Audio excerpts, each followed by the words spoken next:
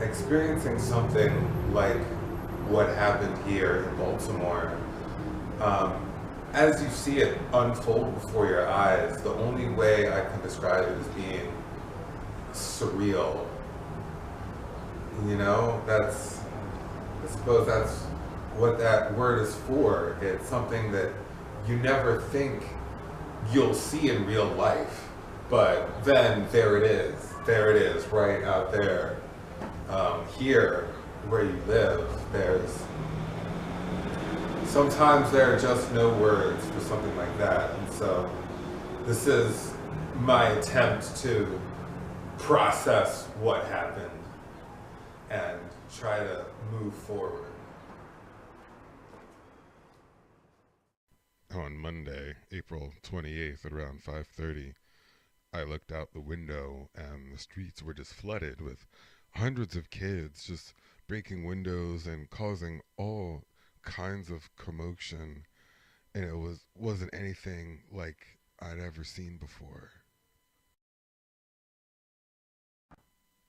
This is my building. Here it is from the outside. If we look up to the third floor, there's my air conditioner in the window. And we look back down to the windows at street level, and there's the one that's busted just below me. If we come inside, this is how the stairs were tied shut so that they couldn't open it from the outside, which also doubles as a lovely hammock. Look at that. Yay. Ah, that's nice. Here's the poster of my grandfather, John Saunders, that greets me every time I come into my room. And here it is. This is where I keep my things. This is where all of my works in progress are. This is where my completed works are. It's my sanctuary. It's my safe space. While that all was happening, it was all just still here, my things. This is my home. And the next day was such an odd juxtaposition of life as usual. I mean, the buses, this guy getting a parking ticket, and the community's reaction. And this is what happened on my street just a few minutes later. None of this happened overnight. The anger that brought the kids to it, or the community being ready to rally when it did happen. There are so many sides to this story, and this is just one man's observation looking out to the businesses that I see just down the street from me.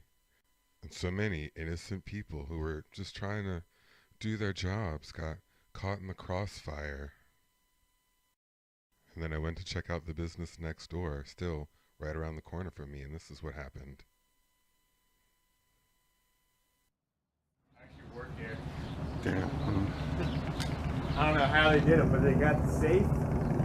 See right there, they got the safe and it's completely open. I have no idea how you just open a fucking safe, but On the power of pure anger and adrenaline, that's how you open a safe.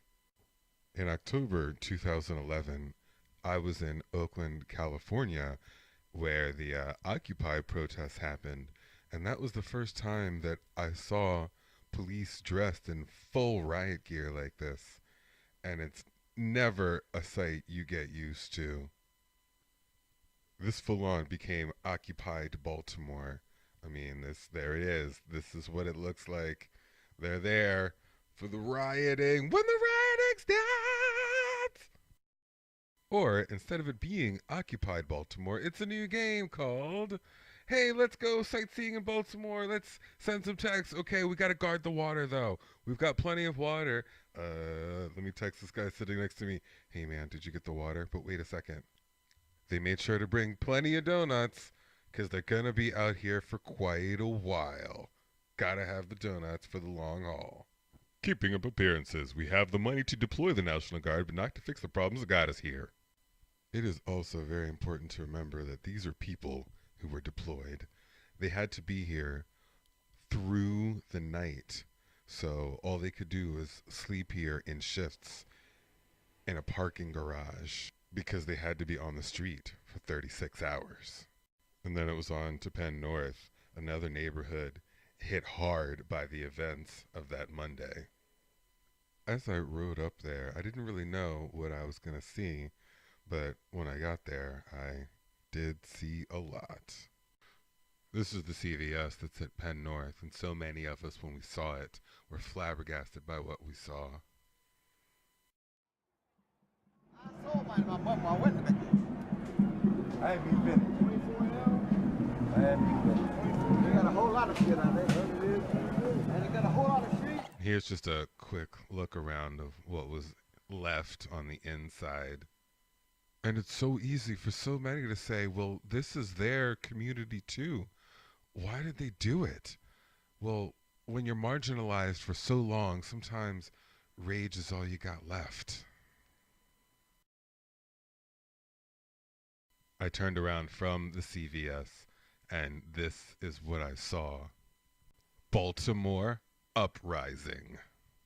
It will take many forms, but for sure, it's gonna take all kinds. Yeah, and since at the moment, this is where the story was, there's so many there ready to capture it. See, cameras. Oh yes, let me go to where the story is. Cameras ready to go live on the air. And even this guy decided to get in on it for some reason. As you hear the sound of hand drums in the background, to me, this is the real story. Peace in the community absolutely is something worth standing up for, even if it means peace for the cops. This is not going to get solved overnight, but it will get solved by us standing up one at a time, standing up for justice and for each other. On that Tuesday, the city felt like it was in chaos, and these are my roommates, and this is their reaction. They were on the street corner with free hot dogs. This is what I saw when I looked out my window. But apparently they weren't the only one with that idea. This is back at Penn North. She brought us cake for everyone. Okay, maybe not. This is back in my neighborhood. This is Lexington Market that's all around us.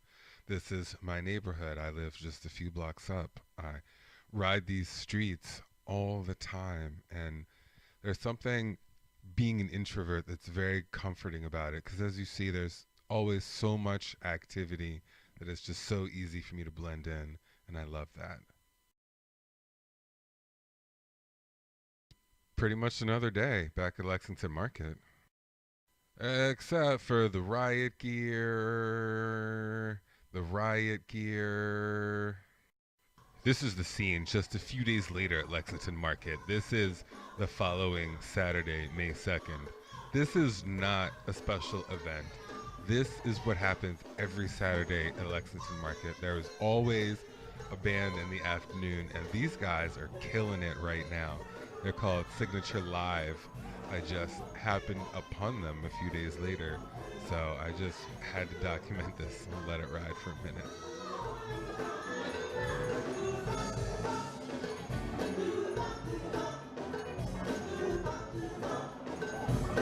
That right there is funk that cannot be faked.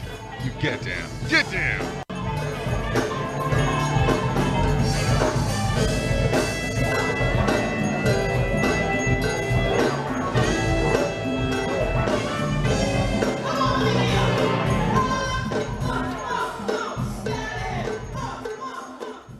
This same gentleman was on the street corner last summer in 100-degree weather, shouting at people and leaning on a mailbox. He now has a back brace and a battery-powered amplifier. He is moving up in the world for sure. Super same saints that the God deliver.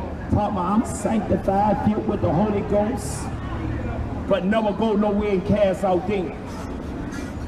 I know he is absolutely right about one thing. We all have to come out here and cast out these demons, because they came out that Monday night and they are still there. And if we don't learn to all come together as a community, they might come out again. One of my very close friends is a 4th grade art teacher, and she asked them to draw their version of what happened, and this is what they came up with. I saw policemen when we were heading back from school. I didn't know what happened until I got home. The CVS burning and the police's reaction. And perhaps one of the answers the kids came up with, Supercube!